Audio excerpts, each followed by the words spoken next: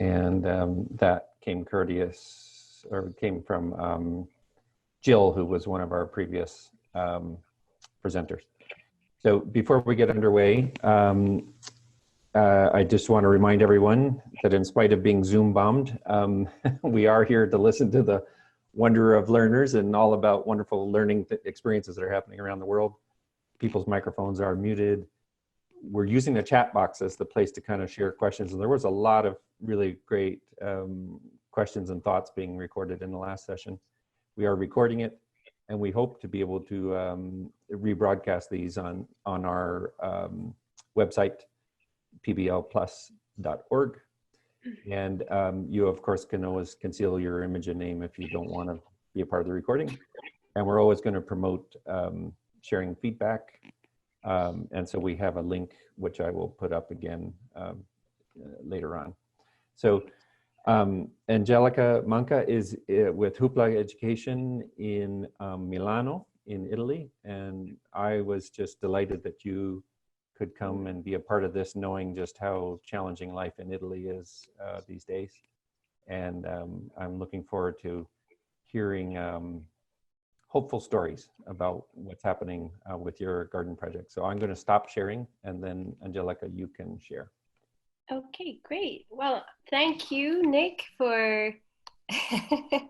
Does that mean I have to unmute you, Frank? No, I'll have to unmute him. Okay. All right. Well, I wanted to thank Nick and Frank for having me on today. And it was actually, we just crossed paths about a week ago. So I'm happy that we were able to make this happen. And so I'm connecting from Milano, and I'm co-founder of, let me just share my screen, of Hoopla Education. And we're truly a global company. We are based originally, our company is based out of Singapore, but we are present in 19 different countries. And I'll get to that in just a minute. Let me just share my screen. All right.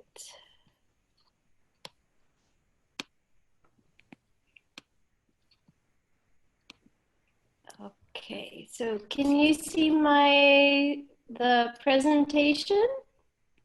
Yes. Mm-hmm. Yes. Okay, fantastic. All right, and I just wanted to talk to you a little bit about who we are, what we do, and in particular, how we've brought the project-based learning to our youngest students. So we're focused mainly in the early years for children ages 3 to 6, 3 to 7. And yeah, so Hoopla Education is can be pretty much summed up in these 4 points. What you'll notice from our logo is that we have a snail, and the snail represents slowing things down and also connecting to nature.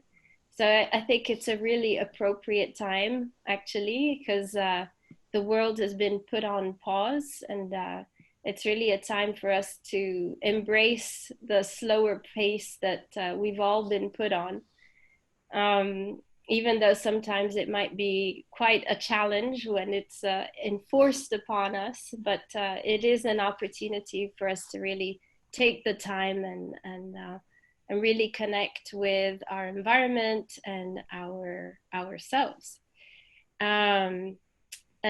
So everything, our focus is on this slowing the pace down and really connecting with nature, so that all our programs and activities that we have put together have the goal of connecting children with nature. And then what you'll notice about the stylized snail is it's got a spiral kind of shape to it. And that connects to spiral learning and the idea of really focusing on process-driven learning, rather than bombarding our students with lots of information, something that we have a lot of. We really want to take one concept and develop that further, and add to it and revisit and come back to that concept and revisit it as the children get older and their skills develop. Then you'll notice that there's a puzzle, and the puzzle represents the fact that disciplines all fit in and connect with one another. And in particular, I'll be talking to you about the Garden Project and the way we've connected project-based learning with the STEAM disciplines. And then the idea is also collaboration, because we don't live in islands. We are all connected. And so we can all learn from each other and have that shared experience that we can then connect to have a bigger picture. So that pretty much sums up what we do and what we represent. Our mission is really focused around the idea of sustainability and planting the seeds for a more sustainable future through nature-inspired curricular solutions. And we're really working primarily in two fields. We have the Garden Project, which is the framework that we apply in the 3 to 7 age group. And then we also more recently developed a art curriculum called Sticks and Stones that is all centered around the land art movement. So using natural materials to express creativity and visual literacy. And how we came about to developing our nature-inspired program was that we were a group of 5 professionals in different parts of the world, in addition to having different backgrounds. Myself, I'm half Italian and I'm half American. I was born in France, so I'm one of these hybrid people that sort of is a bit from everywhere and from nowhere at the same time. But that also means that it sort of, from a very young age, I was open up to this global mindset. And the people that we were collaborating with have a similar background. And we were very much aware of the fact that children today spend significantly less time in the outdoors and are less and less connected with nature, which becomes a problem when you think that we are part of nature, we are part of our planet. Today we're celebrating Earth Day, which is perfectly appropriate. And we felt like it was really important for us to pool our knowledge together and bring a framework that could be applied in the early years to really connect children with the natural environment.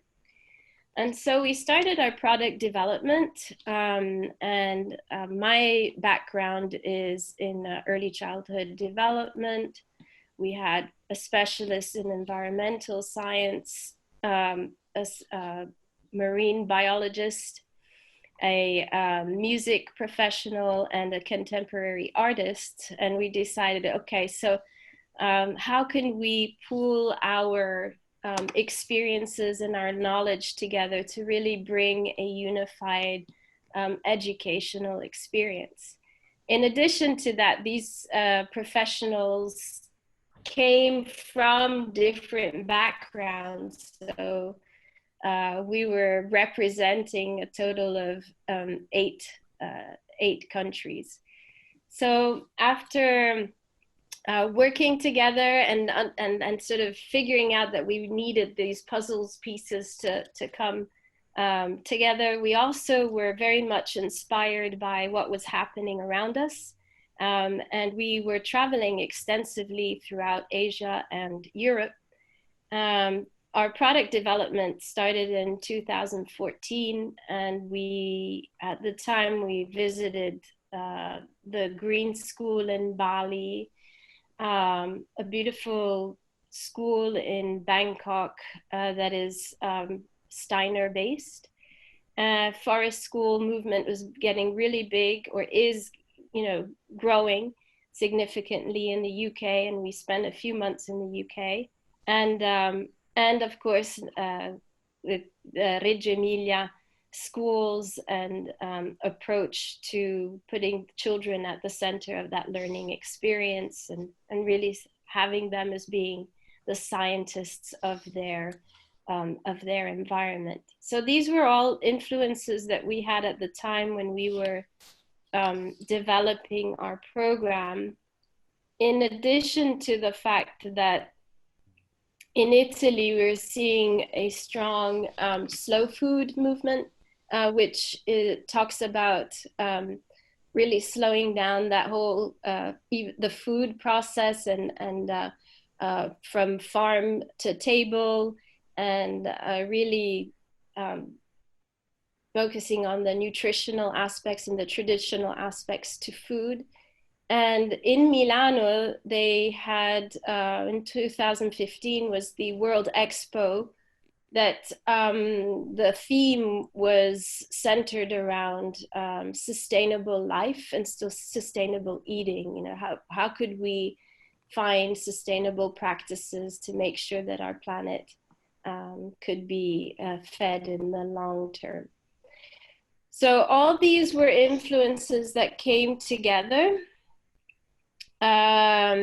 into our reasoning, and we also came across some inspirational professionals in the field, in particular Ruth Wilson's work on environmental education in the early years, and how that pretty much checks the boxes on critical thinking and combining sensory exploration, observation, and really developing the environmentally concerned citizenry that we need for us to live on more harmoniously on our planet. So all these came together, and we pretty much developed the garden project framework. And what that does is we took the sustainable process of plants and plant life, and in particular vegetable and fruit plants that children could plant themselves in, and then we'll talk about where they plant it in the garden in the box, and start off by really connecting them with their natural environment and observing the different parts of a plant. Later on, we talk about planting, companion planting, the importance of the interconnectivity between plants and other creatures like bees and earthworms or ladybugs.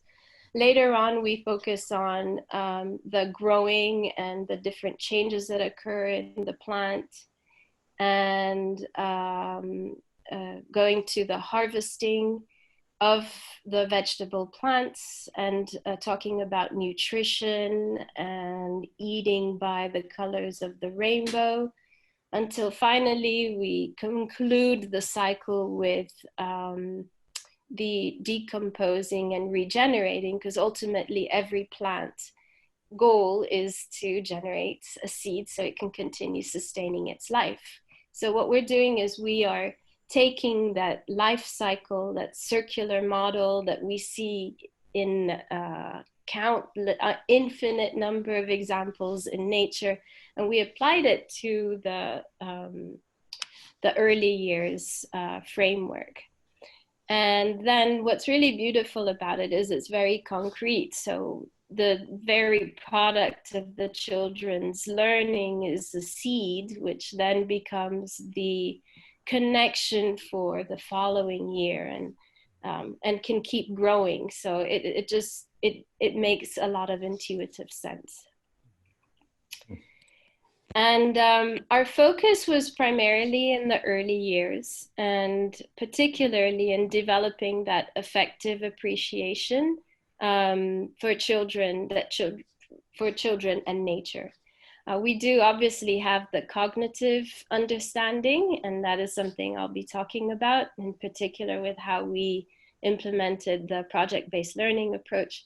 But we really wanted to focus on the affective appreciation component, and really developing that sense of aesthetics and love of the arts that were then incorporated with the other STEAM disciplines.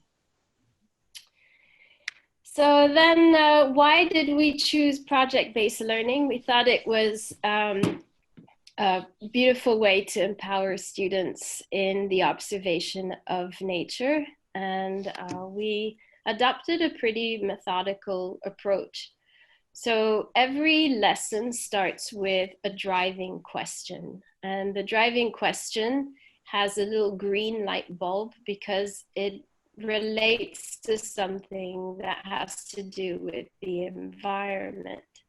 So those driving questions are always linked to higher order thinking, which is, why is this happening? Why the very first lesson of the first unit is, why is it important for us to know the season we're in?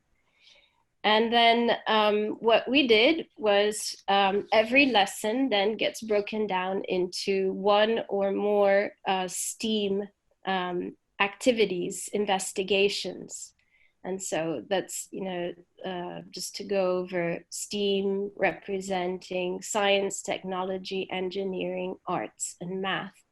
So we don't have a fixed number of which STEAM disciplines get interpreted in any given activity. It really depends on the type of lesson that is being covered. But what we did was every activity starts with smaller guiding questions, and those questions relate to the specific STEAM discipline that is being covered. So with the science and nature is understanding what, and technology is relating to what materials and what tools we can use to support that learning. Engineering is how, functional, art is how expressive, and then with math usually relates to questions of how many and measurement and counting, things of that nature. And then, so what happens is that towards the end of the lesson, these guiding questions support the students' understanding of the bigger picture of our green question, that driving question. So cumulatively, those smaller investigations help the children understand why is it important to know what season we're in, for example. And so the idea here is that children are getting to collect that information from multiple perspectives. So not just from the artistic or not just from the science, but from these multiple perspectives. And so here you can see this is an example of the investigation of parts of a plant. With the science, they're exploring what they're doing a root drawing to really explore the extent of how the roots ramify. With the little blue icon, you can see that they're using an iPad or technology to document what that looks like. With the engineering, the activity around that is they're investigating how water goes up the stalk, and they're using ink and dyes. And with art, they're leaf printing. So they're putting the parts, leaf, and putting it on in paint and then printing that. And then with the math exploration, they're measuring what their plants, how tall their plants are growing, and their various components and parts of their plant. So this is just an example of how one component can be broken down into multiple investigations.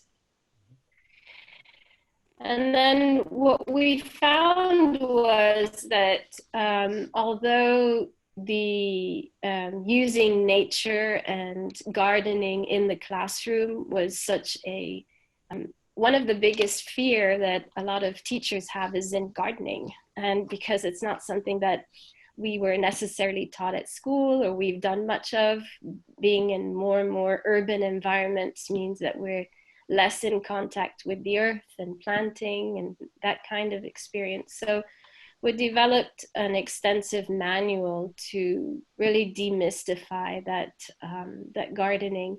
And then the manual also has the step-by-step process of how do you focus more on the investigative side, the investigations, the inquiry component, as opposed to thinking about the lack of skills that one has in gardening. Because what's really important for children is that investigation and tying it into this scientific approach, as opposed to just gardening per se.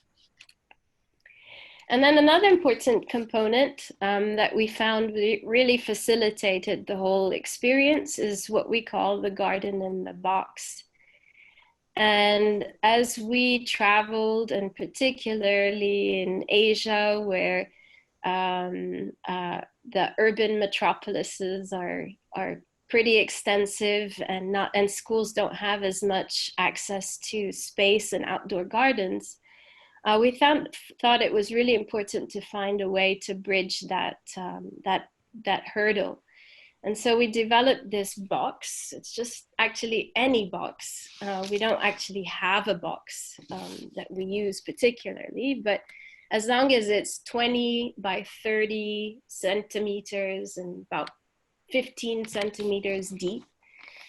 And the children plant their plants in the box, and they can make multiple boxes according to what the goals are, and that gets defined by the teacher ahead of time. We do give them a few suggestions about combining a series of vegetable plants by family type or by color type, because later on they'll be talking about nutrition. So as much variety as possible is really key. But then the idea is that the box becomes a resource to use in the classroom. And what happens with that is that it takes away just the pure gardening component and brings it into the classroom as more of a sort of scientific observation. We like to call it like a living science lab for children to observe and see the changes.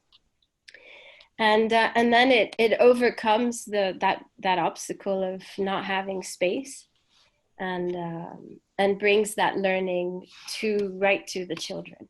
It also facilitates the teacher. So I know that sometimes it can be a challenge to change environment. You're in the classroom and then you gotta gather all the kids and you're going outside. But having the boxes in the classroom really makes that a lot easier. Mm-hmm. And let's see, I'm just gonna do a time check. Okay. And I have a little video. I don't know how good this is going to be, but I just wanted to show you a few minutes so that you can see what that looks like, building the box with the children.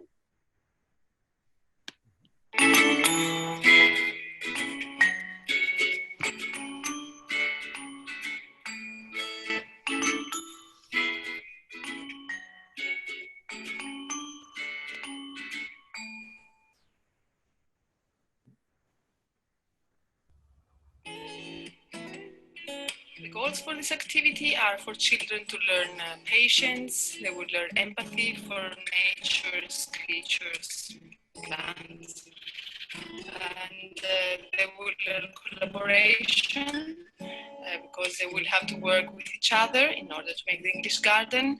And then, of course, the main goal is to introduce English in a new context.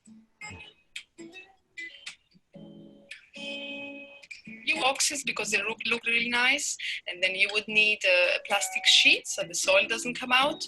You will need some soil, some good garden soil, and the plants you want to plant. And usually we also use some small plastic cups that children use to put the soil in the box.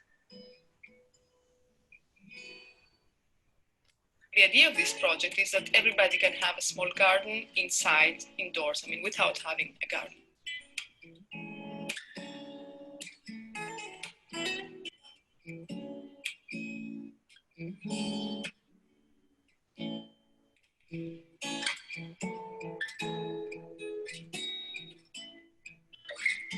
Salads, greens, usually they need less sun than plants that will produce fruit, like the tomatoes, for example. But I guess a couple of hours a day would be needed.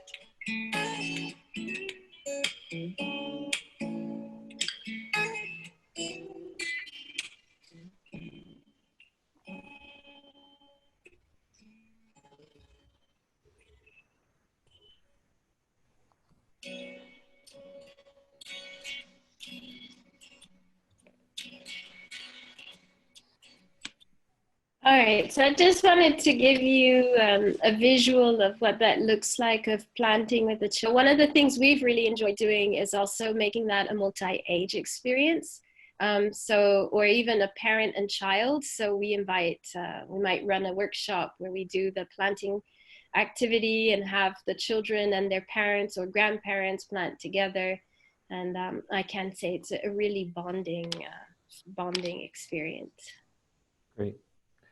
I think maybe Frank and I will tag team with questions. So I'll if Frank's got one.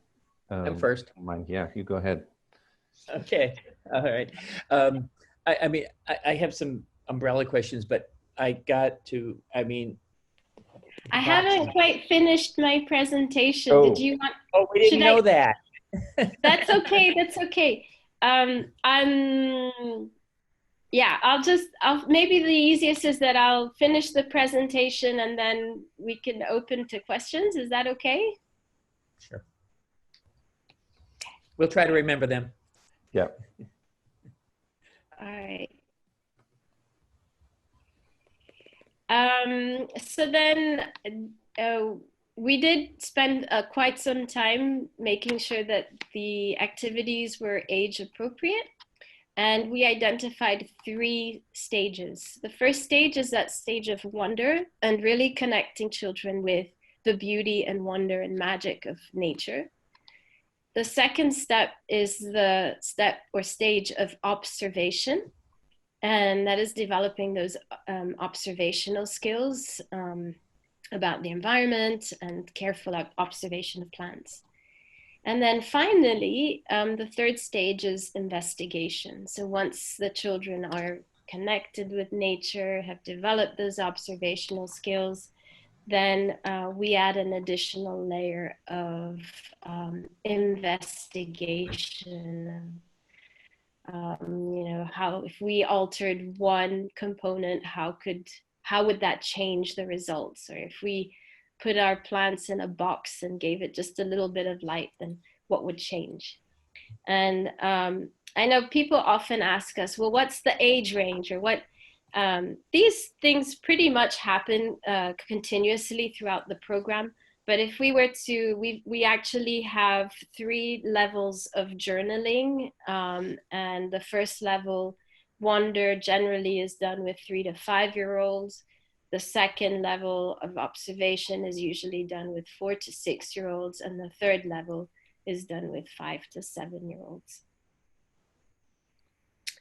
And you can see I have a few visuals here in this first, in this, the 3 levels in action. The first step was to really, in this particular picture, this girl is really fascinated by the root system of this purple cabbage. And then she's developing those observational skills, looking at them with her magnifying glass. And then the investigation here is to, you see in the third picture, how the root system really varies according to how healthy the plant is. So you can see that the healthy root system on the left has lots of little root hairs. And then the middle one is not doing that great. It's starting to dry up. And then if you see the little plant on the left, there's very little root that you can see from the picture, and pretty shriveled up plant. And then the observational and documentation is really key throughout the garden project. So each child has a journal, and it starts off by them documenting their environment. And so, you know, taking cues from their environment and combining them with art and science and the STEAM activities. There is a highly aesthetic and art component to the journals, simply because we're talking about younger children, and developing that affective appreciation component means that we're also doing a lot of arts with the children. There's group documentation. In this picture, you can see children are sharing their favorite recipes and combining as many of the different colors of the 5 different color groups of fruit and vegetables in their recipes with each other. And I actually had invited, I don't know if she's on, but we, so between 2017 and 2018, we were in California, and I was working with a school called the Berkeley School, and I ran the garden project for an academic year there. And I was just listening to the prior session as I joined. The collaborative component for me is really key, and being from just many different places has really awoken this spirit of wanting to connect children to different realities. So in 2018 to 19, we ran a 3-way collaboration with the Berkeley School in the United States, in California, Veritas Learning Circle in Pakistan, Karachi, and Jack and Jill Children's Center in Beijing, China. And the idea was that we all started the garden project and our investigations at the same time. And then once the children did a lesson, the teachers would be documenting those explorations. And then we all took pictures and shared those with each other and the respective classrooms. And so here you can see their children. This is the first lesson of Unit 1, where they're investigating their environment and the colors that make up the environment. And so you can see the various interpretations here. I have, so as also the children investigate the parts of a plant and seeds, and there's a whole math component to this investigation. And so you can see how the children from the three classrooms were doing this same activity.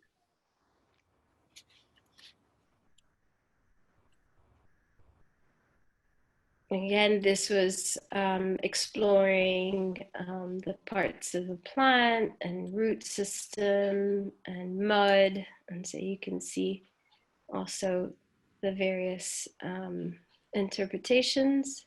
And I actually, I asked our collaborator in Pakistan, Munira, if she could join us today. I don't know if she made it. Let's see if I can find her.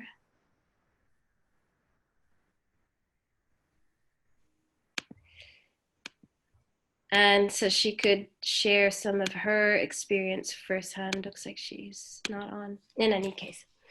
And then the whole idea here was that we really wanted to focus on giving an additional layer of learning experience to children. So they didn't actually get to meet each other, but we simply shared the photographs of the children from the different environments and different locations running and doing the same activities. And because I was directly involved with running the class in the States, it was a fascinating experience to see how the children really connected with these various locations. And I have these two photographs here because towards the end of the year, I invited this mom who was a UN worker for many years, and she came to talk to the children about her experience in the field. And it just so happened that one of the locations she had worked at was in Pakistan. So she showed the children some pictures and, you know, showed them what she had to wear. She had to wear a headscarf.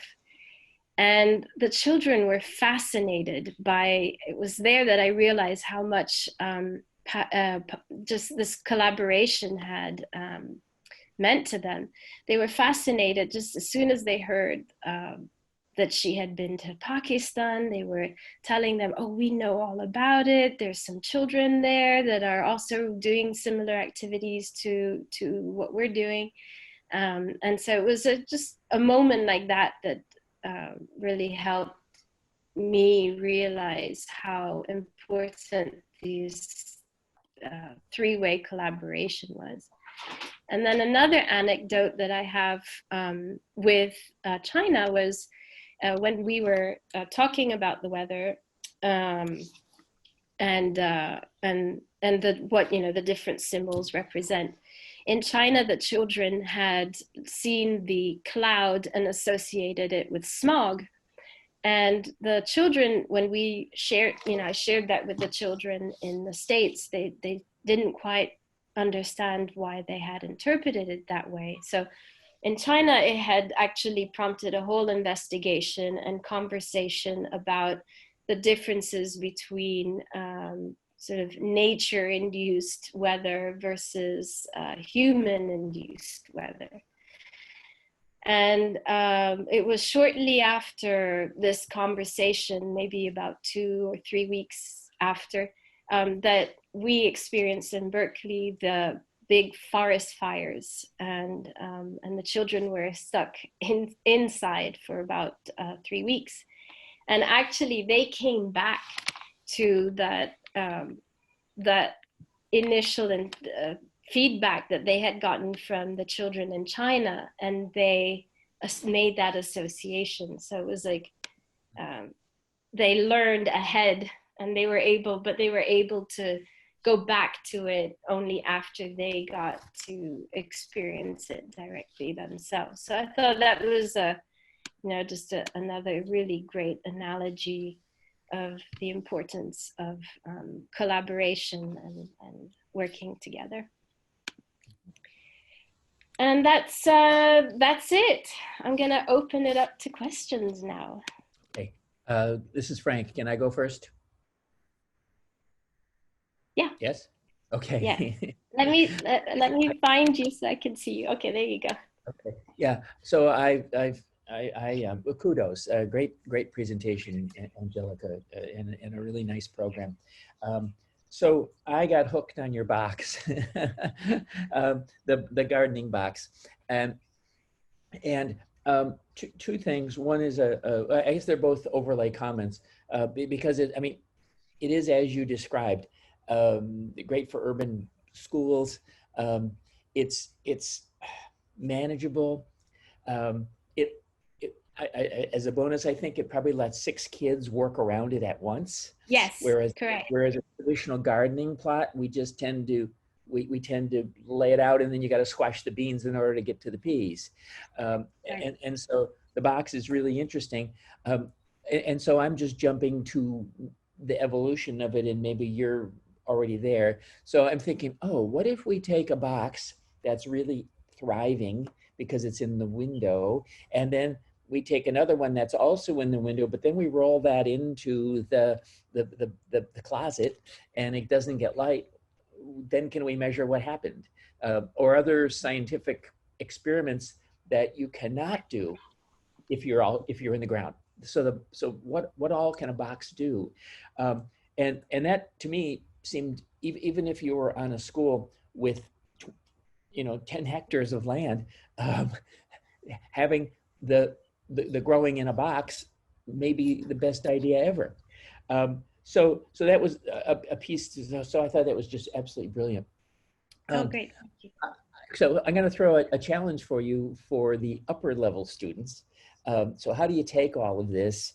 How do you take a student who has become well versed in growing from ages, 4, 5, 6, and 7? What do you do with them next? And I would suggest that you make another box, but you make it a hydroponics box, and you get the necessary valves and tubes, and ways to meter the nutrients, and then you can have a race between hydroponics and traditional growing, and see who wins. You can put the hydroponics one in the storage room with no light and see how it does. There are all kinds of really neat comparisons, but what it does is it moves the shift to students doing engineering and manipulating the variables that you can't do when you're doing normal gardening. And so that would be a great STEAM project. Then that leads me to one little bit of research, anecdotal research that was published in Education Week about 2 or 3 years ago. And it was this: teachers were discovering that when students who were speakers of other languages were doing STEM, and they had to use their English in STEM or STEAM, they learned faster. They learned it faster Yes. than kids who were not doing the STEM program. Yeah, so, actually, I just wanted to add. What a great connector, huh? Yeah. I just wanted to add that we, in non-English speaking countries, that's what the schools are doing. They're using it as a way to introduce English. So we actually licensed our materials to Macmillan in Spain and Brazil. And that's what they're using, how they're using the program in those countries. Yep. Wow. Yes, that's great. So you're a couple of steps ahead of me. Okay, great. That's great. Oh, well, your garden in a box reminds me of Stephen Ritz's Tower Gardens. So he realized that he couldn't take up a lot of real estate in a typical American classroom with growing things, and yet he knew that kids learning language other than English, special needs kids, and everything thrived in the gardens that he was building inside and outside of schools. And so he came up with a way, consulting with some other people, to make it a vertical garden, so that it was still extremely accessible to everyone, but it didn't take up the footprint that it normally would take up in a classroom. Was that the educator, the teacher in the Bronx? Yes, the green box yeah, machine. Yeah. Yeah, he has a fantastic program, very inspiring. Right, right. And now he's throughout the world, supporting programs throughout the world. So, I have a big one. It's another question, and it's more of an umbrella question. Angelica, I wasn't clear on how the Hoopla programs, initiative, tools overlap, and I was guessing they were all virtual, but when I see you in action in California, I'm thinking maybe not. And particularly with reference to our last presenters, how do you interface virtual with face-to-face? Yeah. That's the first part of the question, and I'll just throw the second one in at the same time. Then Okay. how do you, if you're working in so many countries, one of the big fears that all educators, at least in America, have is, oh, that's a really fun thing to do. But if we do that, we can't focus on meeting our ministry's core content requirements. So how Yes, that's the biggest issue, isn't it? how do you do both of those at the same time? Okay. That's a good question. So the first one was, initially we were doing a lot of professional development and going around and training and traveling around the world. Then we felt that that wasn't really sustainable. So for us and for the team, because it wasn't possible to have everyone together at the same time. So then we developed the manual. That's where the manual came into place. And then we've recorded a whole series of videos and created additional resources to support that. And so what we're doing is we do, especially now, we do virtual trainings, and then the teacher has the resources available to her in she or he on online or in the manual, and so that supports that component. So do I understand that your virtual training is to the teachers? It's not to the student? Okay. No, but I was teaching when I was in Berkeley, and so the example I gave of the three-way collaboration was something that I experienced firsthand. Yeah. And then with your second question, that I think is a really, really key question, because unfortunately what's happening, or what I see happening, is that many schools want to do project-based learning, but they just pile it up on teachers, and it's just not done properly. And so I think that we really need to do a school and education reform where it's not necessary to give. This is why we talk about spiral learning. You don't have to do absolutely cramming all that information in children and then add and add and add, and it just gets so difficult for teachers to manage everything. It just becomes one extra thing that they have to do, and it isn't done properly if that's the case. So I think we have to really be brave and start removing. This is a great time to do that. Right. So, but my observation is that, well, we know the research says that students doing project can learn the core curriculum better than if they're in traditional education, because they're learning the critical skills they need to be much better learners. And the assumption teachers make that sets the whole thing astray is that if you're doing a project, it's in addition to everything they're supposed to be doing. And once teachers can embrace the notion that PBL is a faster way to get to their core curriculum goals, then and that's a big hurdle because they weren't taught that way. When you get to that point, then all the rules change and all the expectations change. So, Yeah. so I think the biggest problem is really parents, because parents have really high expectations. And I think teachers would be brave to do that, and school administrators. But ultimately, if you're viewing your final customer as your parent and you want to please them, and parents have the expectation of my child needs to know all this list of things, and then that's where things get into a jam, I think. yeah. You need to make a manual for parents.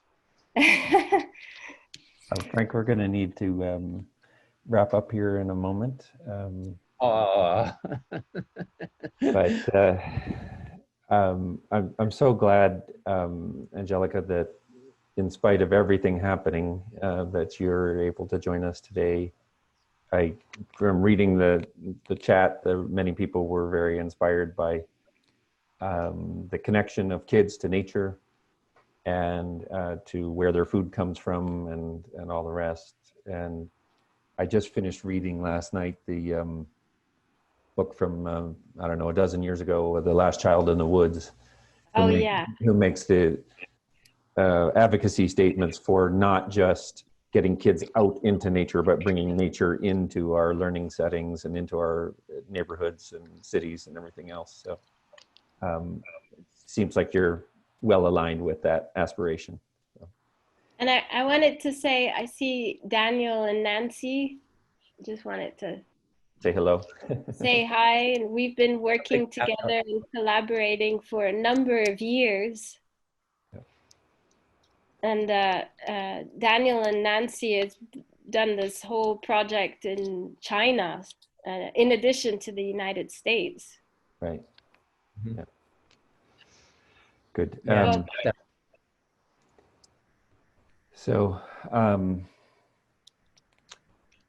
let's, as Frank alluded to in the last session, let's stay in touch with each other and continue to inspire each other. And I know, for example, a friend of mine in the UK is likely to follow up with you because your interests are well aligned. There she is. Oh, hey!